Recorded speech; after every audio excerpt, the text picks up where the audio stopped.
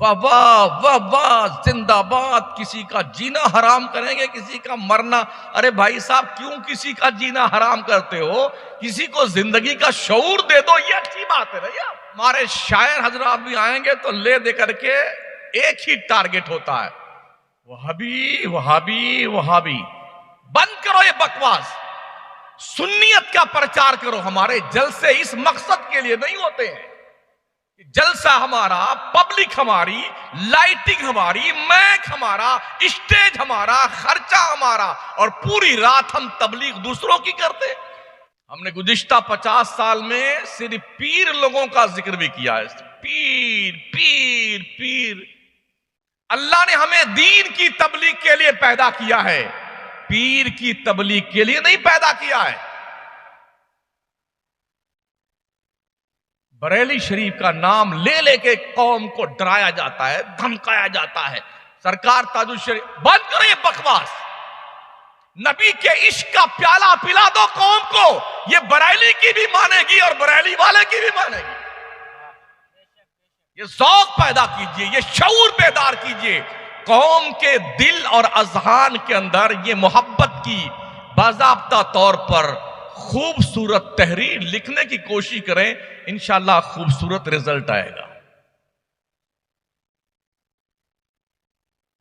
हमने ये भी देखा है, जिस जलसे में कोई पीर ना आए तो लोग कहते हैं ना जलसा कामयाब ही नहीं हुआ। और हम ये कहते हैं, तजर्बा बोलता यह है, जिस जलसे में पीर आ गया सबसे सत्यानाश उसी जलसे का होता है। इसलिए कि पूरी कौम उसी पीर के पीछे लगी रहती है। और मौलाना लोग बेचारे क्या करें, ये भी लगे जिंदाबाद जिंदाबाद जिंदाबाद जिंदाबाद। भाई साहब, क्या बलाए नागहानी पाल रखा है तुमने। हम पूरी रात बैठे रहते हैं पीर साहब बन करके। अल्लाह का शुक्र है मैं पीर नहीं हूं। बैठे रहते हैं पूरी रात। मौलाना आएगा तो मेरी तारीफ का, नकीब इजलास तो मेरी तारीफ, शायर इजलास तो मेरी तारीफ, और मैं फूल करके गुब्बारा। क्या मजा आ रहा है, कितने पागल लोग मेरी तारीफ कर रहे हैं। नफ्स कितना मोटा हो गया हमारा, कितना मोटा हो गया नफ्स। जो बातें पीर के अंदर नहीं भी होती हैं, हमारे लोग वो सब ऐसा गढ़ गढ़ करके शायरी में और कसीदा खानी में और खिताब के बीच में उसको और पगला देते हैं। ये वो चीजें हैं जिसकी बुनियाद पर हमारे सुन्नियों ने 50 साल पिछले इस दौर में दीन नहीं सीखा है। रुपए तो हमारे खर्च हुए, पैसे भी हमारे खर्च हुए हैं, कौम भी हमारी आती है, रात भर जागती है, मगर हमने इनको डायरेक्शन अच्छा नहीं दिया है। रिजल्ट के तौर पर हमारी सुन्नियत हमसे टूट करके गैरों के दामन में पनाह लेती नहीं। पूरा जलसा हमारा हिज़्ब मुखालिफ का आदमी कर लेता है, एक बार सुन्नी का नाम नहीं लेता है। कभी देखा है आपने? एक लफ्ज नहीं बोलता सुन्नी को। तो हमारी वो कौम जो अदर झूल में है ना, जो इधर की भी नहीं इधर की भी नहीं, आधा तीतर आधा बटेर। यहां सुन के आती है तो पब्लिक सुनती, अरे यार ये पूरी रात फलाने की बुराई करते रहे।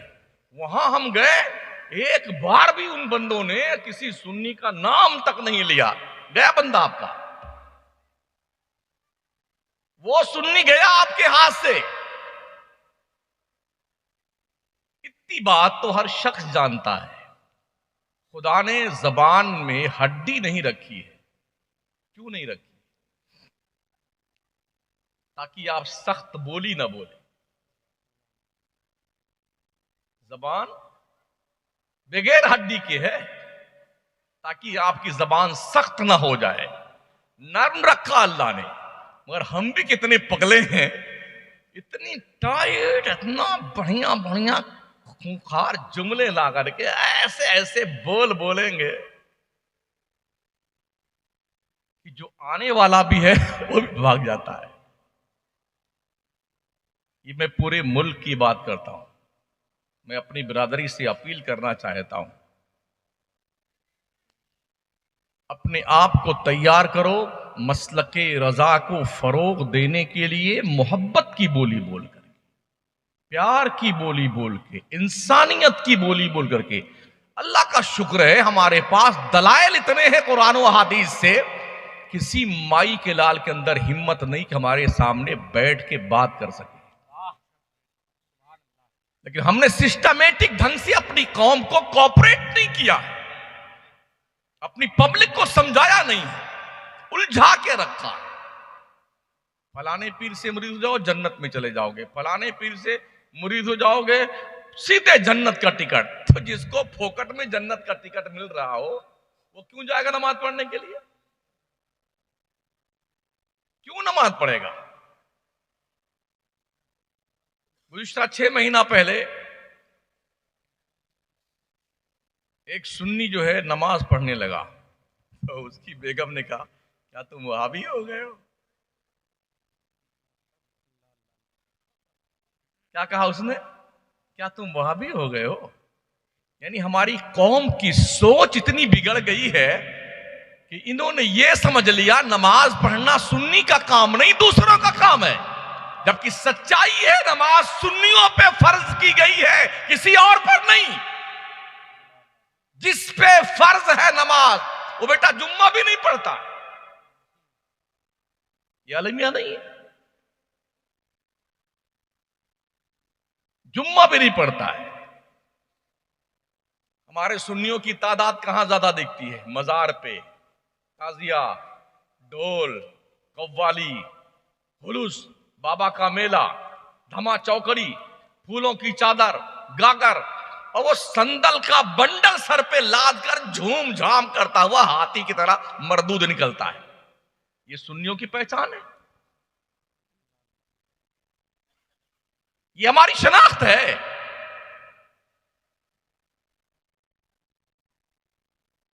अल्लाह इरशाद फरमाता वमा कदरुल्लाह हक्का कदरिही, लोगों ने खुदा की अजमत को नहीं पहचाना जैसी कि उसकी अजमत पहचानना चाहिए थी।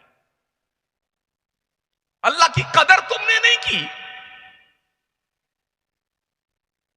सोचिए, रब फरमाता कैफ़ तकफुरूना बिल्लाहि व कुंतुम अमवाता फअहयाकुम सुम्मा युमीतुकुम सुम्मा युहयीकुम सुम्मा इलैहि तुरजऊन।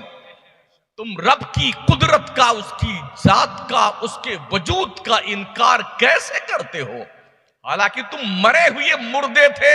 अल्लाह फरमाता मैंने तुम्हें जिंदा किया। सुम्मा युमीतुकुम, हम फिर तुम्हें मौत देंगे। सुम्मा युहयीकुम, हम फिर तुम्हें मरने के बाद जिंदा करेंगे। सुम्मा इलैहि तुरजऊन, फिर तेरे को पलट कर मेरी दहली से करम पे आना है,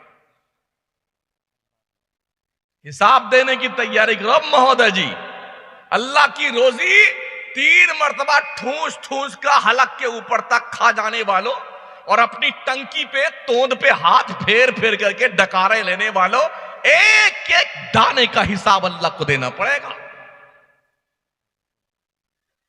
मुस्तफा करीम इरशाद फरमाते हैं जब तक बंदा अपनी जिंदगी के एक एक पल का हिसाब ना दे लेगा उसे कदम उठाने की इजाजत नहीं दी जाएगी।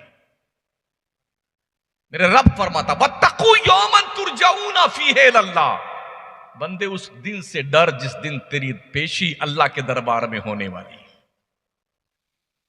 जन्नत में कोई बाईपास रास्ता नहीं जाता है, हर रास्ता मदीना होकर जाता है। बॉर्डर पर चेकिंग होती वो अलग बात है, लेकिन ये बात ध्यान रखना, हश्र के मैदान में अल्लाह के रूबरू सबको होना है। अल्लाह हश्र के मैदान में कुर्सी अदालत पर इस्तवा फरमाएगा। अर्रहमान अलल अर्श इस्तवा, जैसा कि उसकी शान के लायक है। अल्लाह कुर्सी अदालत पर जलवा फरमा होगा।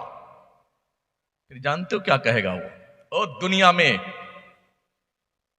मटर गश्ती करने वालों, सेठ साहब, चौधरी साहब, एमएलए साहब, मिनिस्टर साहब, अपने आप को पूरे इलाके का चौधरी बनाने वाले, बादशाहत कायम कर रहने वाले, लोगों को गुलाम बनाने वालों, बोलो लिमनिल मुल्कुल यौम, बोलो आज किसकी बादशाहत है?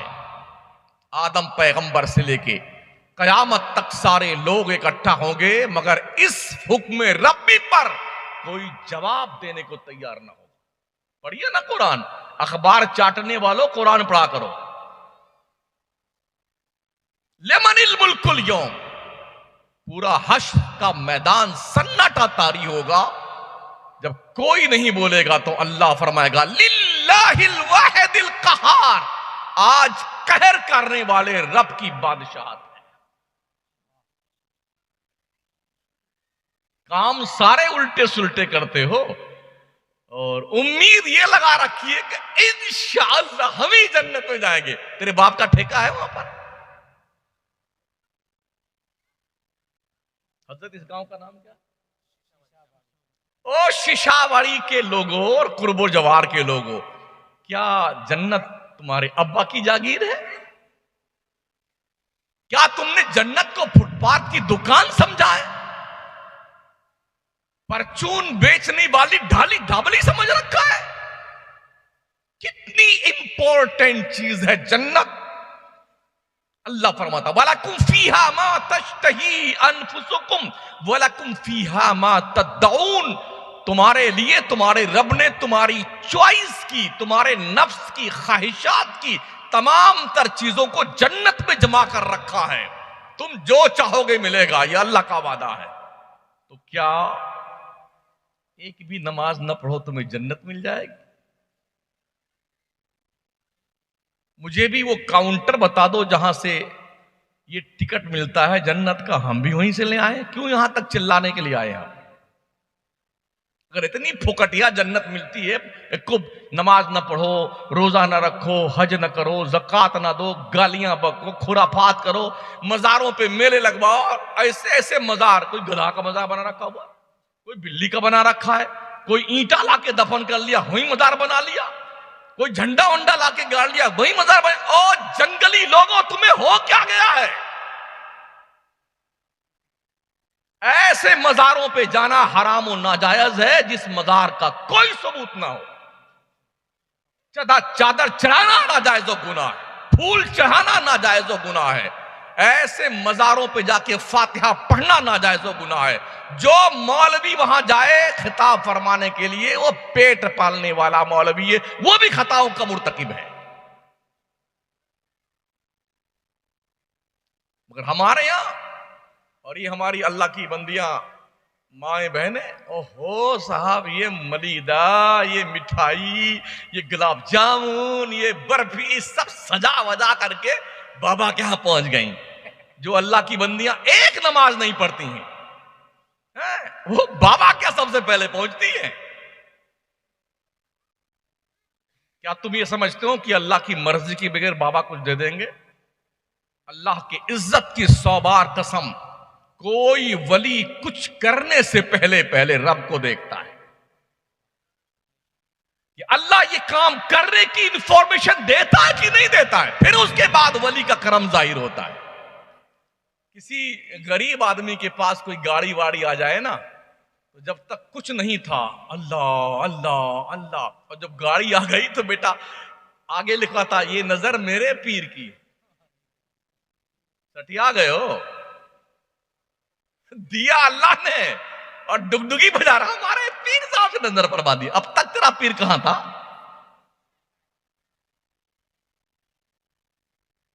अल्लाह कितनी बड़ी शान का मालिक है, उसका इरशाद आली वकार है, उदऊनी अस्तजिब लकुम, मेरे बंदो मुझसे मांगो ना, मैं तुम्हारी दुआएं एक्सेप्ट करने को तैयार हूं।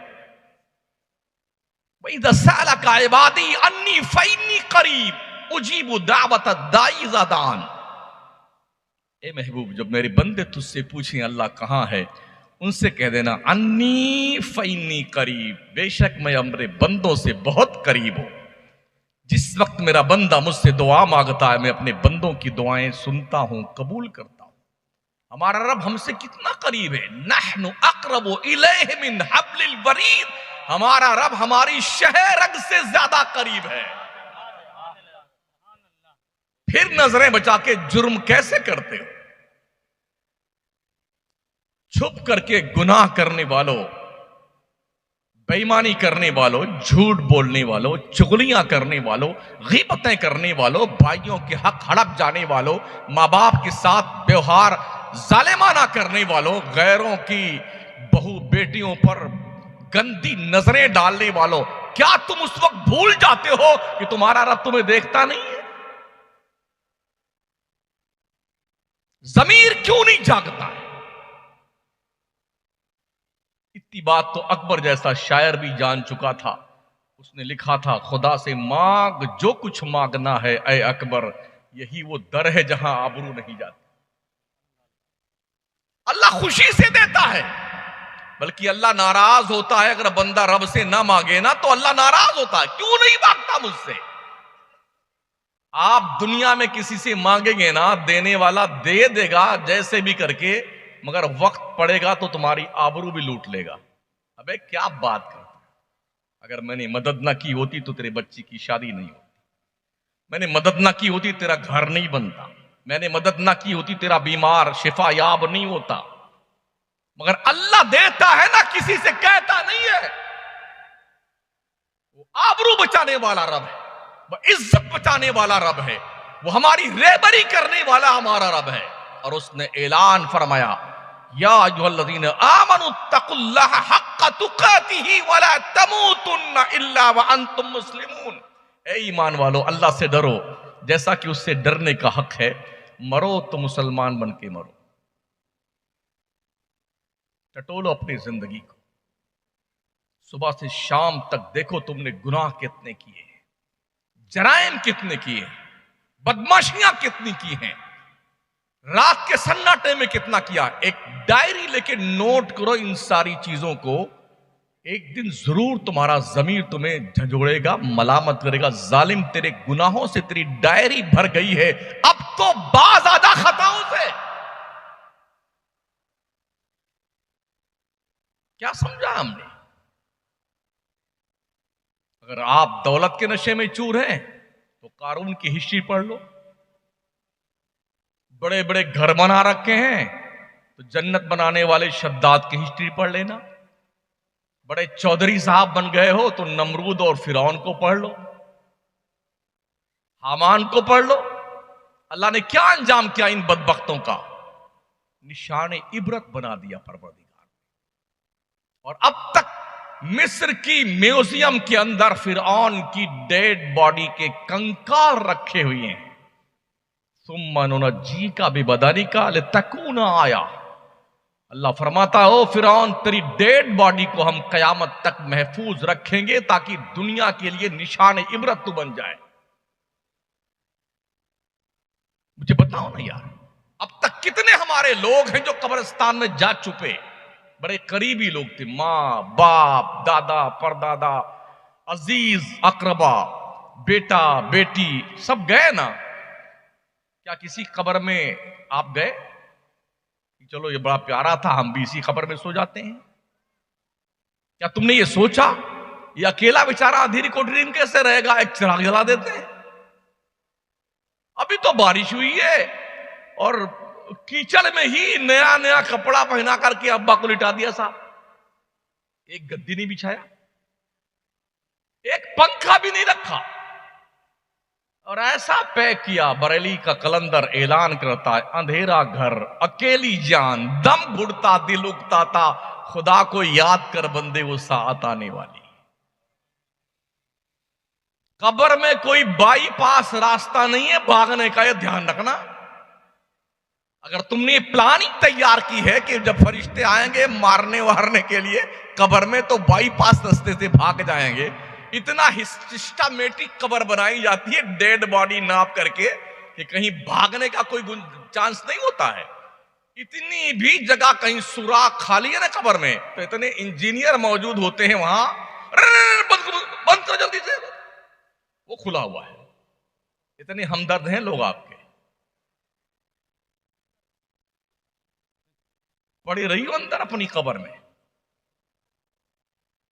और ये भी ध्यान रखना, अगर दौलत का नशा सवार हो जाए या ऊंचे ओहदे का इस तोद शरीफ पर गुरूर उत्तम करब की चर्बी चढ़ जाए ना, तो अकेले में कभी रात के सन्नाटे में अपने शहर के कब्रिस्तान का एक चक्कर लगा लो और पूछो, अब्बा हुजूर कैसे हैं आप, दादा जान कैसी तबीयत आपकी, अम्मी जान कैसी हैं आप, चौधरी साहब कैसे हो, प्रधान जी कैसे हो। जवाब तो कुछ नहीं आएगा, अलबत्ता कब्रिस्तान का खामोश सन्नाटा तुम्हारे दिमाग की चूलें हिला के रख देगा।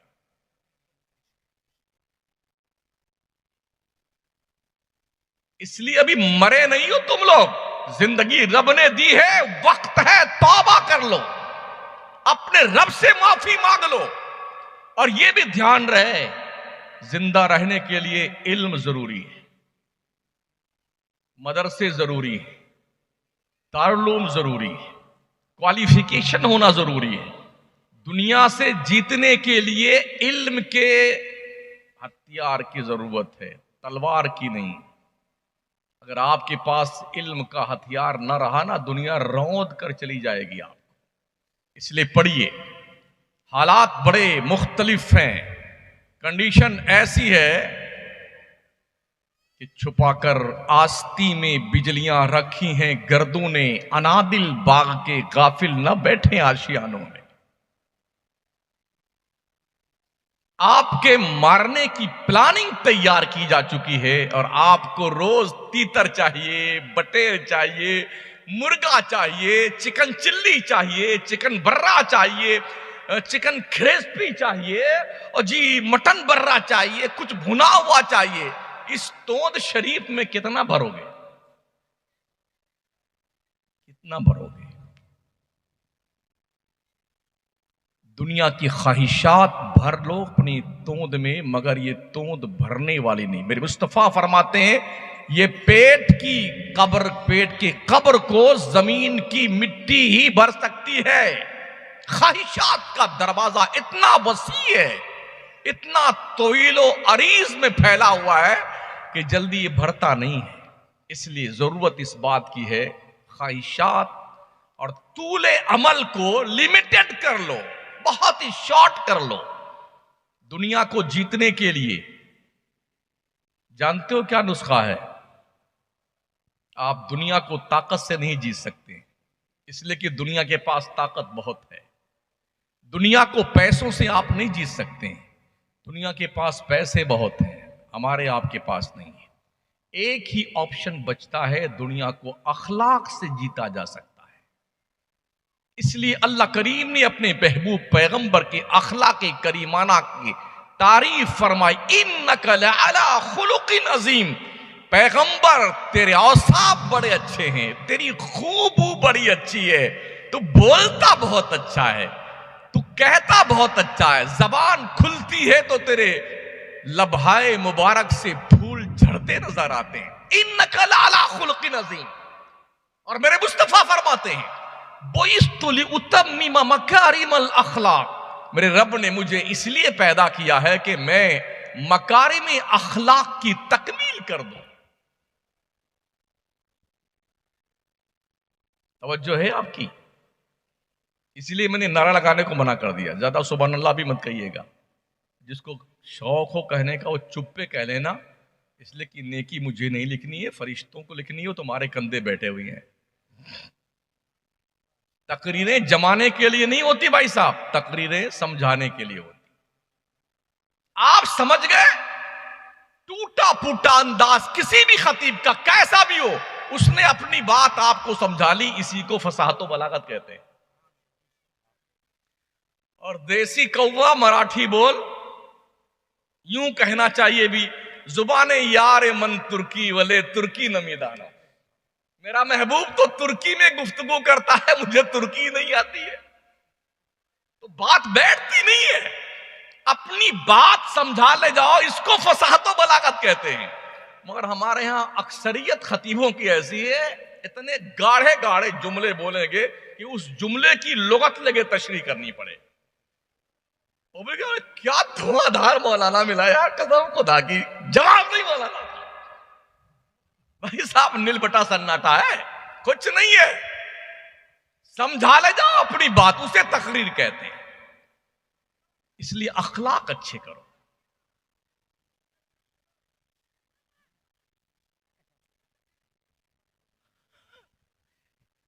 ये जिंदा दिल लोग हैं हमारे। बहुत सारे लोग ऐसे हैं जो अपने घरों में दाखिल होते हैं ना तो पूरा तूफान बन के दाखिल होते हैं, कयामत सुगरा बन के दाखिल होते हैं, पूरे बाजार का टेंशन लेके दाखिल होते हैं। या मुर्गी की खैर नहीं है या तो बकरी की खैर नहीं। बेगम सामने आ गई तो उनकी भी ऐसी तैसी, बच्चे आ गए तो उनकी लेदे मचा देते हैं। वो लोगों जब घर में आया करो धंधा पानी करके तो अपना तमाम बाजार का टेंशन एक झोले में बाहर की खूंटी पे लटका के फिर घर में दाखिल हुआ करो। समझ रहे हो? और घर में दाखिल हो तो अस्सलामु अलैकुम व रहमतुल्लाहि व बरकातहू ये कह के मुस्कुराते हुए दाखिल हो घर में। जानते हो इसका फायदा क्या होगा? जो लोग घरों में तूफान बन के दाखिल होते हैं ना, बच्चे उधर दुब के बैठे हुए हैं, बेगम उधर डरी हुई बैठी हैं, जब आता है शौहर तब गुस्से में आता है, जब आता है अब्बा तब गुस्से में आता है, तो पूरा दिन बच्चे दुआ मांगते हैं, अल्लाह करे मेरा अब्बा बाहर ही रहे। बेगम दुआ मांग, अल्लाह करे गुड्डू के पापा बाहर ही रहे।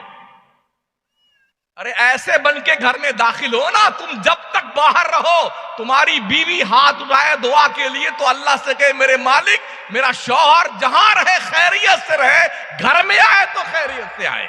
बच्चे दुआ मांगे मौला मेरे अब्बा को सलामती से घर में लेके आ। इस तरह आया करो घर में।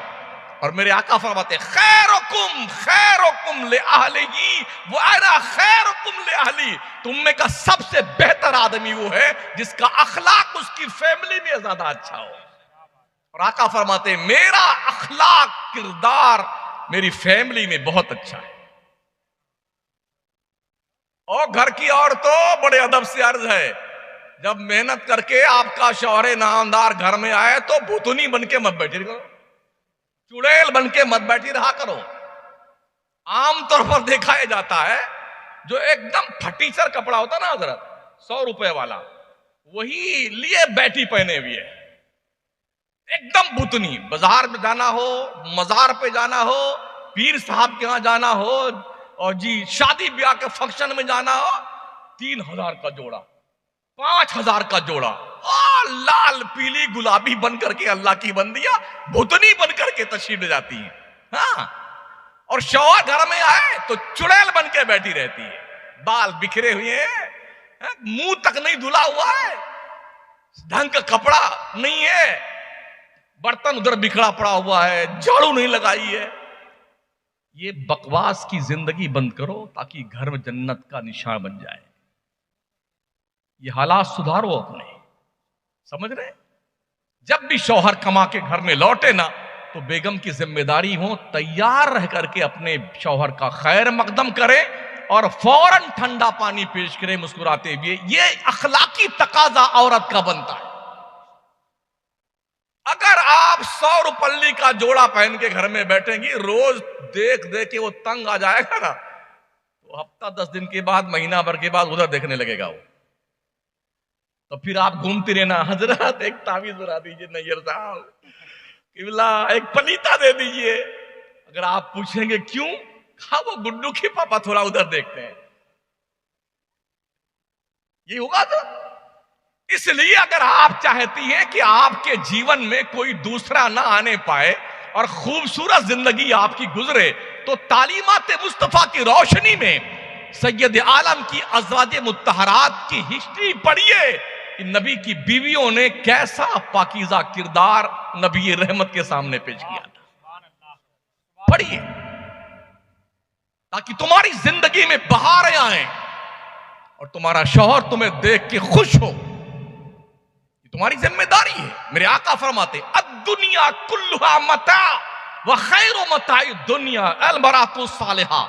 दुनिया की सब चीज बरतने की है, मगर दुनिया की सबसे इंपॉर्टेंट चीज का नाम नेक औरत है। नेक औरत, नेक औरत किसे कहते हैं? अच्छा माशाल्लाह, जब तुम्हारा शौहर तुम्हें देखे तुम्हें मुस्कुराता हुआ देखे। हजरत आयशा सिद्दीका रज़ियल्लाहु मौला ताला अन्हा फरमाती हैं, हमारे घर में कभी कभी 2-2 महीना चूल्हा नहीं जलता था। हजरत अनस ने पूछा, अम्मी आयशा ये बताएं, जब 2 महीना चूल्हा नहीं जलता था तो क्या खाती थी आप? फरमाती हैं, खजूर की गुठली चूस करके पानी पी के हमने 2-2 महीने गुजारा किए। आज की औरतों के साथ अगर 2 वक्त ऐसा हो जाए तो वो तलाक दे के अपने शौहर को भाग जाएगी। घर में अगर ढंग के कपड़े ना मिले चॉइस के मुताबिक, तो पहले तो लोग दूर शादियां करते थे, अगर शौहर बीवी में कुछ टुन्न पुन्न हो जाए ना, तो जब तक बात अपने मैके में पहुंचे तब तक शोले जवाला ठंडा पड़ जाए। और अब तो हाल ये है, चाहे आप लंदन ब्याह कर दीजिए, चाहे जर्मनी कर दीजिए, चाहे जहां कर दीजिए, बस साहब जैसे हुजरे में बैठी हुई वहां किचन में, हाँ अम्मी अरे बड़ी नक्कटी है ननद हमारी, सास भी बहुत डाइन है, ऐसा कह दिया उसने आज। तो अम्मी भी क्या फरमाती, बिस्तर संभाल जल्दी से, सारे सामान रख, तेरे भाई को भेज रहा हूं, चलिए मैके में। ओ पागल औरतों, इस जंगली पन को अपने करीब मत फटकने देना। तुम्हारा घर जो तुम्हारे रिश्ते में आया है शौहर, उसका घर ही तुम्हारा घर है। जब तक तुम्हारी माँ और तुम्हारा बाप जिंदा है तब तक ही तुम्हारी इज्जत तुम्हारे मैके में होगी। और जिस दिन भाभी की हुकूमत आ गई ना, तुम्हें बर्तन माज माज के खाना मिलेगा।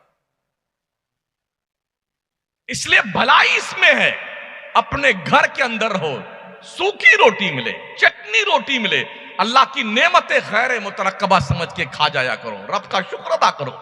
दिन हमेशा एक जैसे नहीं होते हैं, कभी गरीबी आती है, कभी अमीरी आती है। गुर्बत आए तो अब सब्र कीजिए, अमीरी आ जाए तो शुक्र कीजिए, अल्लाह के नेमत का एहसान मानते हुए फबी अय्यि आलाई रब्बिकुमा तुकज़्ज़िबान, रब की नेमत का गुणगान करते रहिए। और जब आ जाए दिन गुर्बत के तो इन्नल्लाह मअस साबिरीन की तफसीर बन जाएगी। इसलिए ऐ शौहरों, अपनी खानगी जिंदगी में इस्लामी इनकलाब बर्पा करने की कोशिश करो। वेस्टर्न कल्चर ने हमारी सोसाइटी का जनाजा निकाल के रख दिया है। जवानों का हाल क्या है, ऐसे बाल कटाते हैं बेटे जैसे खिंजीर का बाल नहीं होता है, हाँ यहीं से रनवे बनता है, हेलीकॉप्टर यहां से उतरे तो यहां घूम के आ जाए, इतना बाल ऊपर जैसे खिंजीर का बाल नहीं होता, ऐसे बाल रहता है। ये नौजवानों का हाल है। मोछ में भी 3-4 जगह डिजाइन रहती है। एक गधे को देखा, होंठ के नीचे बुंदा पहने हुए, यहां बाल इतना लंबा बाल बना रखा है, उसी में रबन बांध रखा है। पीछे से देखेंगे तो यही लगेगा कि आपा जा रही हैं, आगे जाएंगे तब पता चलेगा ये तो आप है, आपा नहीं है। पहचान नहीं मिलते जनाब, एकदम चकाचक चट्टान, दाढ़ी मोछ के सारे बाल गायब। कुछ दोस्तों से मैंने पूछा, यार क्या नहीं, अभी अगर दाढ़ी रख लेंगे हम जवानी में तो हमारी शादी नहीं होगी। हमने कहा इतने सारे दाढ़ी वाले बैठे हैं, क्या कुंवारे बैठे हुए अब तक है? अफगानिस्तान में 98% दाढ़ी वाले हैं, क्या कुंवारे हैं सब? शादियां उनकी नहीं हुई है, बहाने बनाते हो। फर्ज कीजिए किसी नौजवान को 25-30 साल तक दाढ़ी का एक को बाल ना आए, तो जानते हो क्या होगा? पूरा गांव कुछ बात जरूर है, अरे शायद ये थर्ड पर्सन में जा रहा है। थर्ड पर्सन समझते हैं ना? अभी हम लोग आ रहे थे, जो हमको लाने गए थे मौलाना, कहाँ गए? हाँ हजरत, तो एक जगह गाड़ी रुकी ना, शायद वो टोल प्लाजा पर, हाँ, अरे एक लुगड़ा वुगड़ा पहने हुए, बढ़िया बढ़िया कपड़ा पहने हुए, इसी को थर्ड पर्सन कहते हैं। तो जिसके दाढ़ी मोछ के बाल ना आए 25 साल तक, तो पूरा शहर कंफ्यूज होगा, शायद ये उसी ग्रुप में जा रहा है। तो जो दाढ़ी के बाल तेरी मर्दानगी का प्रूफ पेश करते हैं, उसे क्यों रखना है, क्यों छांटता रहता है? भाई अभी मालिक ने साफ बनानी है, ज़कात निकालना शुरू कर दिया तुमने। दाढ़ी मर्दों की अलामत है, मर्दों की। अल्लाह की इज्जत की कसम, पूरे मुल्क का मुसलमान दाढ़ी रख ले ना, तो लोग दाढ़ी दे करके आधे तो मर जाएंगे। क्या बात है, आधे मर जाएंगे। कितना परसेंट है पंजाबियों का हमारे मुल्क में? 1.5% पंजाबी रहता है हिंदुस्तान में, लेकिन जहां दिखते हैं 50-25 एक साथ ना, अरे पंजाबी साहब, सरदार जी, सरदार जी, सरदार जी। और हम ट्रेन में सफर करते, पहले में रहते तो 50 होंगे, ये लगता हम यतीम अकेले बैठे हुए हैं। हाँ, अब हम तो अपना कुर्ता पजामा चेंज नहीं कर सकते हैं, हमारे पास लाइसेंस भी माशाअल्लाह है, टोपी भी सुभान अल्लाह है, कुर्ता पजामा भी, दूर से दिखते हैं कि हम मुसलमान हैं। और कितने ऐसे हैं पैन बुशर पहने हुए हैं, दाढ़ी मूंछ तो है ये नहीं, टोपी भी गुल है, तो पता ही नहीं चलता कौन है कौन नहीं है जनाब। तो एक आदमी जो इस तरह होता है वो अपने आप को अकेला महसूस करता है। वो 15-20 भी होते हैं ना हमारे देश के पंजाबी लोग, तो 100 और 1000 लोग भी उन्हें देख करके हिम्मत नहीं पड़ती किसी पर अटैक कर दें। और हमारे लोग 50 मौजूद होते हैं ट्रेन में, प्लेन में, रास्ते में, और चूंकि पहचाने नहीं जाते हैं तो एक झुंड आता है और एक मुसलमान को पकड़ता है, लाठी डंडे से मार के मार डाल जाता है, लिंचिंग कर देता है। इसको रोकने के लिए हमें सिस्टमैटिक ढंग से अपने दीन की तमाम तर तशख्खुसात को जिंदा रखने की जरूरत है।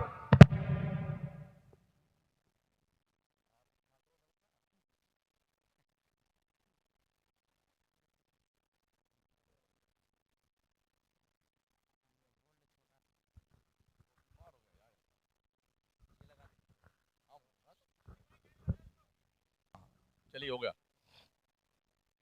तो हमें अपने तशख्खुसात को बाकी रखने की जरूरत है। एक और बात इस सिलसिले में अर्ज कर दूं, फिर तालीम के बारे में गुफ्तगू करूं।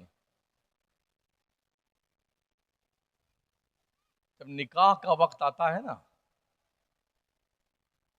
तो चाहे लड़का एकदम काला कलूटा हो, एकदम भुजैटा, काला कौवा, वो भी अपनी अम्मी से, अम्मी ऐसी बीवी ढूंढना जैसे ट्यूबलाइट जल रही है। उसको पूछो कलवा से, कभी अपने रुखे ज़ेबा को आईने में देखा तुमने? हैं? सबको ट्यूबलाइट चाहिए, तो और बेचारी कहां जाएंगे? सब ट्यूबलाइट के इंतजार में। जिसकी एक आंख छोटी एक बड़ी, वो भी ट्यूबलाइट देखता है। हाँ, बाबा रामदेव समझ लो। वो एक चिरकिन शायर था ना, इत्तेफाक, ये बात ध्यान रखना, हमारे हनफी मसलक में कुफू की रियायत रखी गई। अगर लड़की अच्छी पढ़ी लिखी हुई है तो उसकी शादी भैंस चराने वाले से मत कर देना, और लड़का पढ़ा लिखा है तो उसकी शादी किसी बकरी चराने वाली से मत कर देना। थोड़ा बराबरी देखना, मैच खा जाए, मेल खा जाए। हाँ, इसी को कुफू कहते हैं। तो अर्ज मैं कर रहा था साथियों, वो चिरकिन शायर था, एकदम काला कलूटा था, और उसकी बेगम, इत्तेफाक था कभी कभी तकदीर में ठीक ठाक मामला बैठ जाता है, एकदम ट्यूबलाइट ज्यादा खूबसूरत थी वो उसकी बेगम। तो शायर उम्मन पेट के मरीज होते हैं, ये बाथरूम में जाते तो वहां भी शेर लिखा करते हैं। गालिब के बारे में मैंने पढ़ा, जब वो बाथरूम जाता था तो बहुत देर तक बाथरूम में रहता था। जब उसे कोई शेर का नुजूल होता था तो अपने जारबंद में एक गांठ बांध लेता था, एक शेर बन गया, फिर दूसरा गांठ, दूसरा शेर बन गया। बाहर आता फिर लिखता था कि हाँ ये शेर, गांठ खुलता जाता और शेर लिखता जाता था। तो जो चिरकिन महोदय थे, काले कलूटे साहब, बेगम बहुत खूबसूरत थी। एक दिन एक मिसरा बना लिया, मगर दिन भर दूसरा वाला नहीं बना। शायर लोग जानते हैं, एक मिसरा तो बन जाता, दूसरा का नहीं बनता जल्दी, ढूंढते रहते हैं, बहर बिठाओ इसकी, इसका काफिया ढूंढ के लाओ, हरफे रवि ढूंढ के लाओ, और जी जो है रदीफ भी तलाश करके लाइए ताकि मेल खा जाए। बेचारा दिन भर परेशान था, भूखा प्यासा। ओ शेर का दूसरा मिसरा ना बनना था ना बना, घर में आया मुंह लटकाए हुए, बेगम ने पानी पेश किया, नहीं पिया, चाय पेश किया, शरबत नहीं किया, पेश पिया, और खाने का वक्त आया तो खाना भी नहीं खाया। अरे अभी शौहरे नामदार, खैरियत तो है, क्या बात है, खाते क्यों नहीं है? अरे बेगम एक मिसरा बना है, दूसरा नहीं बन रहा है, बहुत जरूरी शेर है, तो जब तक वो बनेगा नहीं मुझे खाना नहीं खाना है। अरे खा लीजिए, बाद में बना। कहने नहीं, बिल्कुल नहीं। कहा क्या बनाया है आपने? कहा एक मिसरा बनाया है। कहा फरमाइए। कहा की चोंच में अंगूर खुदा की कुदरत। ठीक है। कहा एक बार और इरशाद फरमाइए। जाक की चोंच में अंगूर खुदा की कुदरत। तो खूबसूरत तो थी उसकी बीवी, बैठ गई। ऐसा है, जरा अपना सरे नाज हमारे इस रान पे रखिए आप। जल्दी से लेटा और अपनी मुंडी रख दिया अपने बेगम के पैर पे, उसका मुंह देखने लगा। फरमाइए।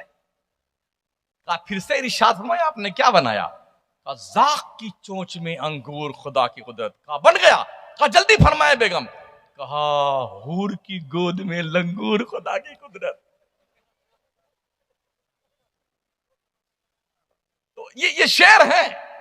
कभी कभी तकदीर ऐसी बैठ जाती है, तो जो ऐसे लोग होते हैं ना, वो ढूंढते रहे ऐसी हो वैसी हो, और जब निकाह होता है, मौलाना साहब ने कह दिया कि 1000 रुपए निकाह पढ़ाई लूंगा। किस हदीस में लिखा हुआ है? कहां लिखा हुआ है? उस गधे से पूछो, ये बजवा लेके आया था ढोल तमाशा, ये किस हदीस में लिखा हुआ है? ये बारात लेके जा रहा है 25 गाड़ियों के साथ में, ये कौन सी हदीस में लिखा हुआ है? इतना मोटा कार्ड छपवाता है, ये कौन सी हदीस में लिखा हुआ है? घर सजाता है शादी के मौके पे, कौन सी हदीस में लिखा हुआ है? असली काम मौलाना करता बेचारा। अगर वो निकाह ना पढ़ा है तो यूं बैठे रहिए, तो असली काम मौलाना करता है। 1000 बेचारे ने डरते डरते कह दिया ना, तो बेटे का पेट फूलने लगा। अरे हदीस में कहां लिखा हुआ है? शराफत से दे दो, वरना जिस दिन इन्होंने मीटिंग कर ली, निकाह नहीं पढ़ाना है ना, घूमते रहोगे बेटे, घूमते रहोगे। अब मौलाना साहब है, फलाना बिनते फला को आपके निकाह में दिया, जिसकी वकालत फला साहब कर रहे हैं, 2 गवाह हैं, और इतना मेहर नक दिया, उधार है, नानो नफका के साथ आपने कबूल किया? हाँ, कबिल तो कबूल कर लिया। उसे पता नहीं है नानो नफका क्या होता है, उसको ये पता नहीं कि नानो नफका क्या होता है। बेटे को और तो एक मसला तुम्हारे लिए सुन लीजिए कान खोल करके। अगर तुम्हारा शौहर तुम्हें खर्चा नहीं देता है, तो जब आ करके घर में अपनी पैंट और बुशर्ट को उतार के खूंटी पे लटका दे, चुप्पे से अपने हिसाब का पैसा निकाल लिया करो। ये चोरी में नहीं दाखिल है, ये तुम्हारा हक है। ये नानो नफका में आता था। हाँ, मैंने दौराजी में ये मसला बता दिया, 1 हफ्ते के बाद 10 फोन आया, अरे हजरत क्या बता गए, रोज जेब साफ हो जाती है, और पैसा ना दो, और ना तो बेगम से नानो नफका खर्चा देना तुमने कबूल किया, निकाह पढ़ते वक्त शराफत से दे दिया करो, ताकि तुम्हारी जेब खाली ना हुआ करे। और मां बहन से अर्ज है, अपने शौहर की कैपेसिटी से ज्यादा उससे तलब मत किया करो। मेरे आका फरमाते हैं, उन औरतों से अल्लाह की पनाह जो औरतें अपने शौहरों को वक्त से पहले बूढ़ा कर देती हैं।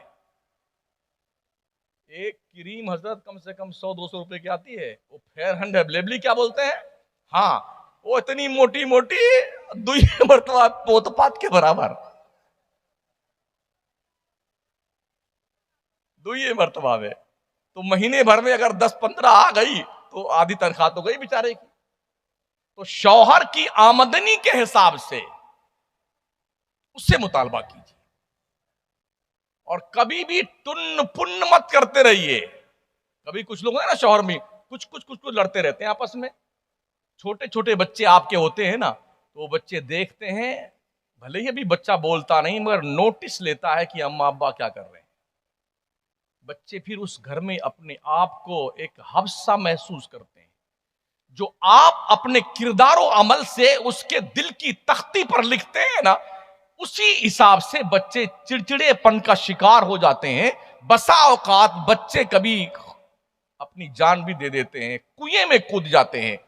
इनकी इन तमाम तर हरकतों सकनात के जिम्मेदार मां और बाप होते हैं। हजरत मौला अली सैयदा फातिमा जहरा के बीच में भी एक बार टुन्न पुन्न हो गई थी। मेरे सरकार जलवा फरमा हुए तो हजरत अली जल्दी से बाहर निकल गए उधर मस्जिद में।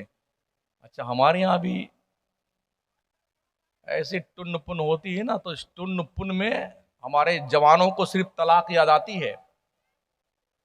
3 तलाक, 10 तलाक दिया। जब आते हैं मुफ्ती नय्यर रजा मरकजी के पास कि हजरत ऐसा मैंने कह दिया है, जब इसकी प्रक्रियाएं बताएंगे, नहीं सर मैंने यूं नहीं कहा था, मैंने यूं कहा था। अब याद आया तुम्हें? मैंने यूं नहीं कहा था, यूं कहा था। अरे हजरत मैंने बड़े गुस्सा में रहा था, मैं उस वक्त मैंने तलाक दे दिए। मैंने कहा मुझे एक बंदा ऐसा बता दो जिसने खुशी में तलाक दिया हो,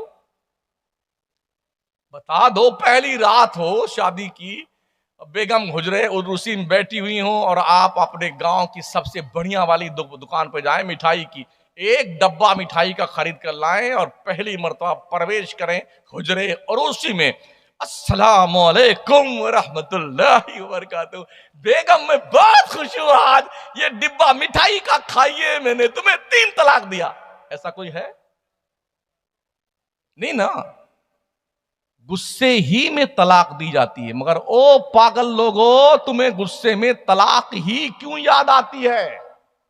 मेरे मुस्तफा फरमाते इन्ना बगदल्लाहिल हलाल तलाक, हलाल चीजों में से सबसे नापसंदीदा चीज अल्लाह के नजदीक तलाक है। अगर कोई एक गोली में मर जाए तो 3 गोली क्यों बर्बाद करते? ठाए ठाए ठाए। एक तलाक दे दो डराने धमकाने के लिए, शायद बात बैठ जाए 1 महीने में और फिर आप रुजू कर लीजिए। और रुजू नहीं भी किया तो वक्त पूरा होने के बाद वो तलाक़े बाइन वाक़ई हो जाएगी, फिर भी गुंजाइश बचती है। मगर हाँ, कहां जनाब की बंदूक रुकने वाली है, दे तलाक तलाक तलाक तलाक। फिर उसमें बहाने, यूं नहीं यूं कहा था। अबे झूठ बोल के बहाना बनाता है। अगर तूने 3 तलाक दे मारी, अब झूठ बोलता मैंने 1 दी है ना, तो तू सोच तेरे बच्चे नाजायज पैदा होंगे। जिंदगी भर अपनी ही उस बीवी के साथ जिसके साथ तेरा निकाह हुआ था, अब निकाह से निकल गई और जिंदगी भर हरामकारी करेगा। इसलिए कौम मुस्लिम को इन तमाम बातों पर ध्यान रखने की जरूरत है और हमारे जलसों में हमारी कौम की जिंदगी की जरूरियात पर गुफ्तगू करने की जरूरत है। अगर 4 मुकर्रिर बुलाइए अल्लामा मरकजी साहब, तो चारों को 4 अनामीन दीजिए कि आपको निकाह पे बोलना है, आपको तलाक पे बोलना है, आपको मुआशरे पे बोलना है, और आपको शराब की हुर्मत पे बोलना है, आपको जुए पे बोलना है, आपको पड़ोसियों के हुकूक के बारे में बोलना है। आपका पड़ोसी अगर मुस्लिम है तो उसके साथ क्या बर्ताव होना चाहिए, नॉन मुस्लिम है तो उसके साथ क्या बर्ताव होना चाहिए। ये